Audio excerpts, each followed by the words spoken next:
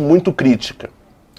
A ex-presidente da Caixa Econômica Federal, Daniela Marques, quer disputar a vice-presidência da República na chapa encabeçada pelo senador Flávio Bolsonaro nas eleições deste ano.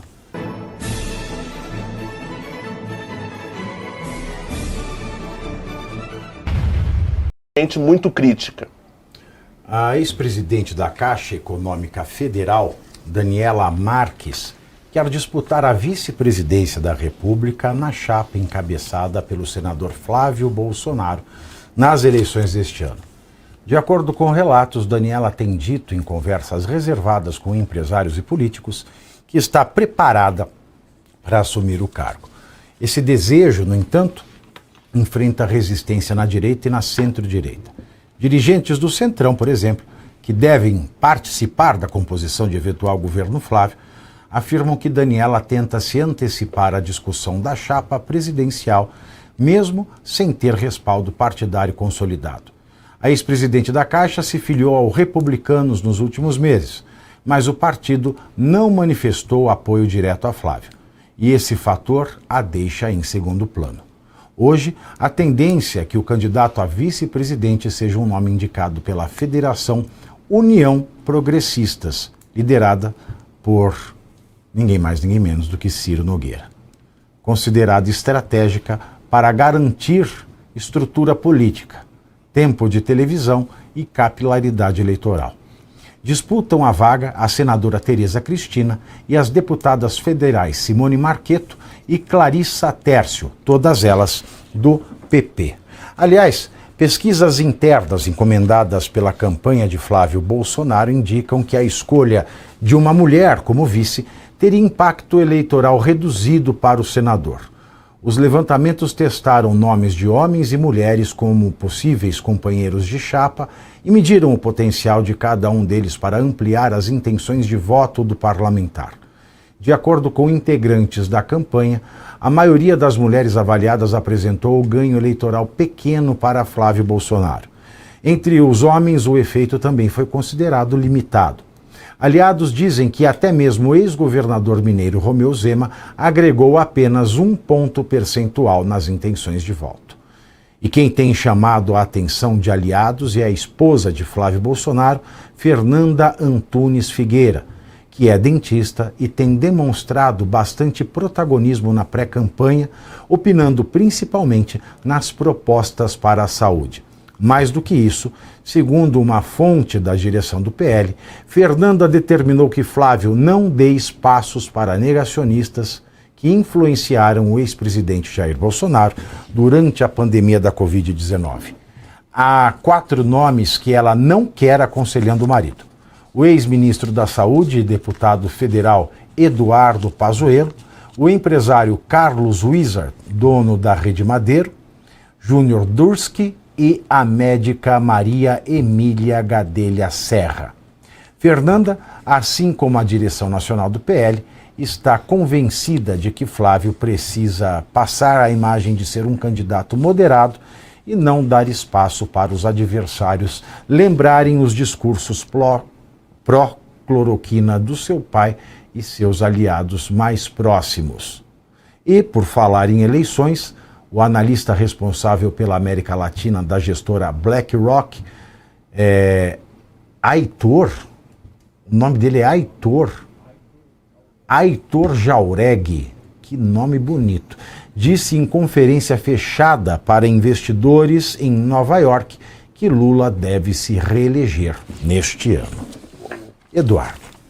Bom, primeiro que o elemento de fundamentar uma indicação por gênero, eu acho que não é pauta da direita. Essa parte, o gênero, ele não é o fundamento das escolhas. Se a pessoa é competente, com suas habilidades para que se exige de um respectivo cargo, aí sim, a gente da direita apoia. Agora, por se tratar de gênero, não faz sentido nenhum. Eu não vejo sentido. Eu gosto da pessoa, da ex-presidente da Caixa, eu acho ela uma pessoa carismática, mas para você acabar cogitando ela para comprar uma chapa só por ela ser mulher, eu não vejo sentido nenhum, e até me remete à janela de Overton para trazer para a direita pautas que são de esquerda. Eu não vejo sentido. Vale mencionar aqui que a Simone Marchetto, ela votou aproximadamente 60% dessa legislatura, ela votou 60% em sincronia com o governo. Então como é que essa pessoa pode ser cogitada a compor uma chapa com Flávio Bolsonaro?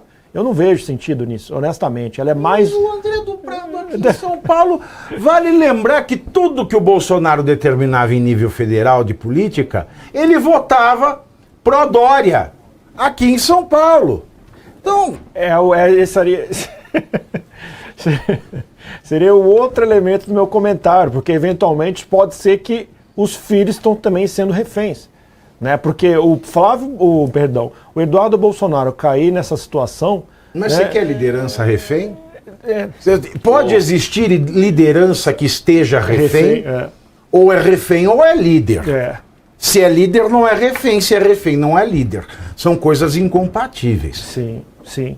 Mas na atual conjuntura, como o cenário está se apresentando, é o que aparenta, né? E ainda sobre a moderação que se Deus quiser, a futura primeira-dama exigiu, vale mencionar aqui, é importante citar, que a moderação é uma forma, não significa renúncia das suas pautas. Eu posso defender exatamente tudo que o presidente Jair Bolsonaro defendia, da minha forma de ser. Vai ser uma forma diferente, vai agradar alguns, vai desagradar outros, mas a pauta ela segue a mesma.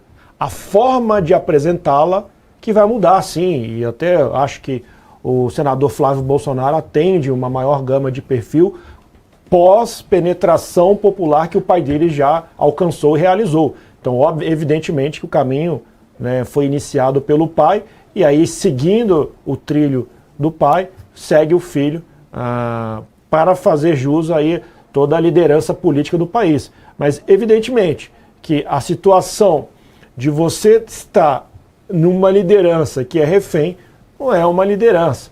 Então, desta forma, Pavinato, é de muito me estranhar que primeiro estejam cogitando esses elementos, gênero para ser vice, que o eleitor de direita vai se importar com isso. E aí depois faz indicação de pessoas que votam com o governo. E aí posteriormente ainda colocam certos pré-candidatos ao Senado que o eleitor não está, evidentemente, senão não teria confusão, o eleitor não está gostando.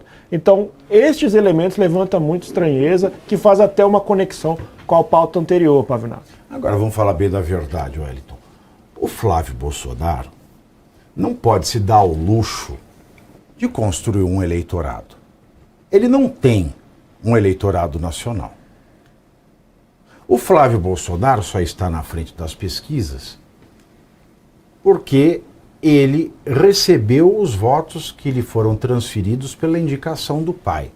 E o pai tem um eleitorado muito bem definido. A fábrica de votos é o pai. Então, essas deixas também que vão aparecendo à imprensa de que ele tem que se distanciar de determinada parcela do eleitorado do pai, é fazer com que ele perca eleitorado. Porque ele não tem eleitorado nenhum. Essa é a minha visão. Eu estou enganado? Não, Pavinato. Recentemente eu, inclusive, comentei nas minhas redes, mais precisamente no Instagram, que o que trouxe Jair, o que fez Jair Bolsonaro, que foi o que eu falei agora há pouco, foi defender a liberdade individual, foi defender a liberdade de expressão, com o jeitão dele, e aí, como bem pontuado pelo Eduardo, é a forma, mas foi ser uma oposição à esquerda, foi sempre denunciar isso, com até uma certa virulência, digamos assim. Então eu vejo que sim, o Flávio que ele herda é o sobrenome. Eu até comento com os meus amigos mais próximos que não dá para esperar da eleição do Flávio Bolsonaro uma coisa muito disruptiva. Vai ser um governo, vamos dizer assim, até de transição para a retomada do Brasil. A gente vai dar um breque na bancarrota a qual o Brasil está rumando. É isso, esse será o governo do Flávio Bolsonaro. Agora, ele, como você bem colocou, ele não pode se dar. O Centrão já está transformando o possível governo de transição em governo de transação. Para não falar fodelança. Contra fatos não há argumentos, né? Haja vista os nomes que estão sendo ventilados aí, a forma como isso está sendo colocada. Sem um debate, sem um respeito à base. nomes estranhos, não só que votavam com o governo, viu, ô Eduardo, mas se você pegar ali os projetos de lei do André do Prado, é projeto proibindo arminha de brinquedo. Pesquisa depois no site da Alesp, projetos do André do Prado, e por falta de são dois. Por falta de são dois. Ah, sério mesmo? Um de 2011 e um de 2015, ou seja, ele não ficou contente com o projeto de lei de 2011 e inventou um em 2015. Esses são os dois projetos que o André do Prado apresentou que a gente poderia usar a título de referência ideológica.